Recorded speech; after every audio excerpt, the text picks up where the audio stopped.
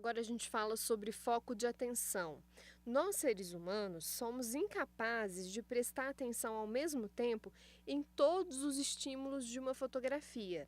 Somente alguns desses estímulos que vão nos chamar atenção em determinado momento.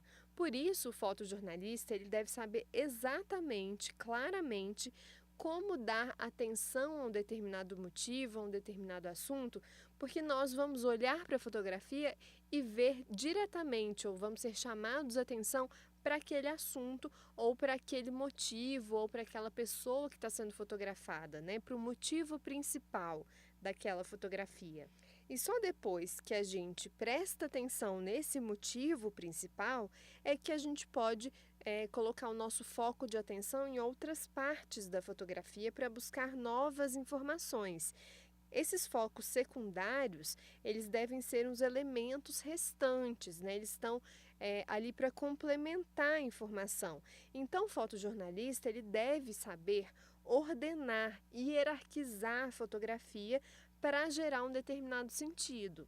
Por exemplo, se o presidente da República faz uma comunicação ao país, o fotojornalista ele deve privilegiar como motivo principal, claro, o presidente, enquanto ele está discursando. Mas na imagem, ele também pode mostrar o resto dos elementos que estão ali naquela cena, que podem contribuir para passar uma imagem mais clara sobre quem é aquela pessoa, né? Como, por exemplo, a bandeira do país, que é um símbolo nacional. Esses elementos, como a bandeira ou os livros ao fundo, eles funcionam como focos secundários de atenção. E quem organiza essa composição da fotografia é o fotojornalista. E na hora que ele organiza, na hora de tirar a foto, ele tem que pensar muito rápido nisso, né?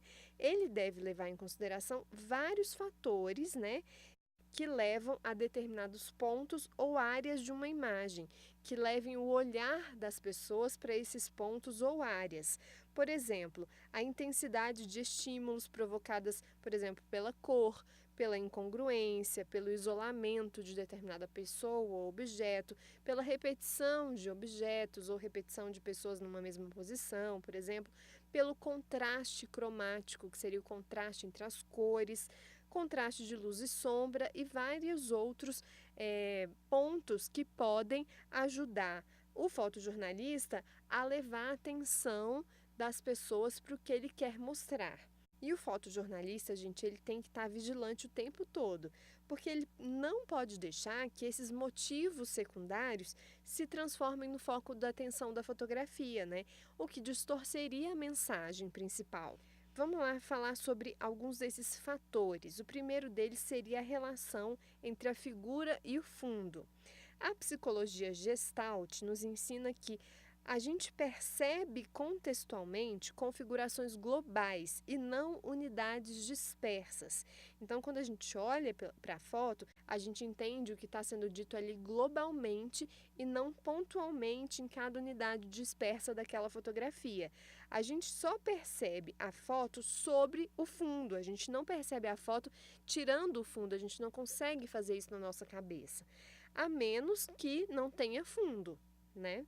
No fotojornalismo, a gente tem que tentar, ou na maioria das vezes a gente tenta, destacar o elemento principal ou o motivo principal do fundo, porque muitas vezes um fundo confuso vai diluir o motivo principal e vai fazer com que ele perca importância.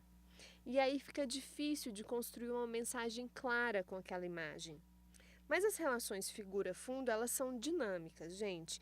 Os elementos que se encontram no fundo ou aqueles que rodeiam o motivo principal, a princípio, eles contribuem também para que seja atribuído um sentido para a foto, né? Para que as pessoas entendam também o que está sendo dito ali.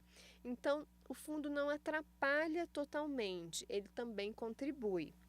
O que a gente coloca no primeiro plano, o que a gente coloca nos planos secundários e no fundo, tudo isso é extremamente importante para dar força visual à imagem, para realçar os conteúdos dessa imagem. Por exemplo, olha essa foto do presidente Hugo Chávez, ele estava visitando o Recife e no fundo dele tinham dois buracos de ar-condicionado que ficaram parecendo duas orelhinhas, né? Ou a orelha do Mickey. Então, tá vendo como o fundo interfere na fotografia? Vou ler a legenda para vocês. No dia 27 de março de 2008, o fotógrafo Lula Marques, da Folha de São Paulo, fez uma foto bem humorada do presidente Hugo Chávez, que visitava a cidade de Recife. Na imagem, dois orifícios de ar-condicionado posicionados estrategicamente próximos à cabeça do presidente venezuelano deixaram a ele uma aparência muito semelhante à do Mickey Mouse. Além de ter sido capa da Folha, a foto foi reproduzida por um blog e disseminada para o mundo todo pela agência Reuters. Ou seja, gente, o fotógrafo teve essa visão de que o fundo estava interferindo na imagem e deixava essa imagem cômica. Então, ele fotografou, claro, que tendo a certeza do que ele estava fazendo. Não foi uma mera coincidência. Ainda sobre relações de figura e fundo, numa fotografia podem existir as formas significantes ou não significantes. Em princípio, para o fotojornalismo só interessam as formas significantes, né? Aquelas que significam alguma coisa, como uma pessoa que se sobressai sobre o fundo. Mas algumas vezes essas formas não significantes, comuns na fotografia abstrata, também podem ser relevantes.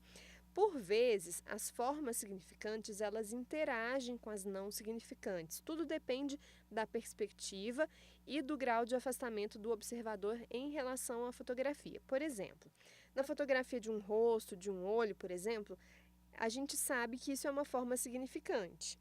Mas um espaço que contemple, por exemplo, só o queixo da pessoa, a gente pode não entender de quem é aquele queixo, pode ser uma forma não significante.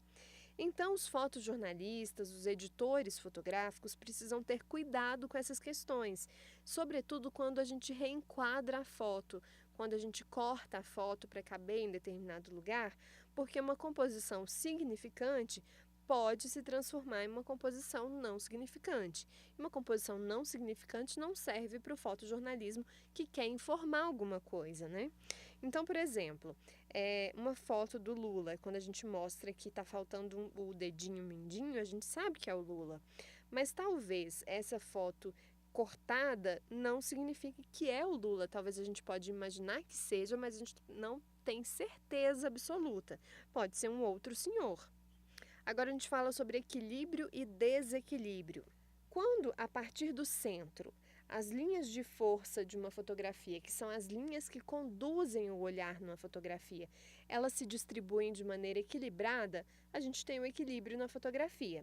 Quando a gente tem uma fotografia simétrica, a gente tem uma fotografia evidentemente equilibrada. Uma pessoa de pé, quando está no meio, né, de uma fotografia, na linha central vertical, com fundo neutro e ela está com ambos os lados do corpo em posições iguais, isso é um exemplo de fotografia ou de motivo simétrico, portanto, equilibrado. E quando a gente coloca objetos ou sujeitos no centro de uma fotografia, isso dá muito certo quando os objetos ou sujeitos são simétricos. Mas quando eles não são, não fica tão legal. A simetria fotográfica é útil para atrair atenção para um objeto ou para uma pessoa simétrica. Esse bebê que está no meio da fotografia e tem os dois lados iguais, a não ser pelo cabelinho dele, né? Mas ele está no meio de uma bicicleta que tem que tem o guidão com os dois lados iguais. Enfim, é uma fotografia simétrica. Ela é simétrica e agradável ao olhar, além de equilibrada. E a gente tem a foto desse avião, né, no meio desses prédios, é uma fotografia totalmente simétrica e equilibrada, e tem essas linhas de trem também, com uma linha no meio que divide simetricamente a foto. Mas existem duas formas de equilíbrio, o equilíbrio estático e o equilíbrio dinâmico. Por exemplo, uma fotografia de duas pessoas, só o rosto delas, uma posicionada de cada lado da imagem. Essa fotografia tem uma composição com equilíbrio estático. Já uma fotografia que tem um adulto de um lado e uma criança de outro, a gente tem uma composição em equilíbrio, só que um equilíbrio dinâmico. O equilíbrio estático gera sensações de estatismo, como o nome já diz, né?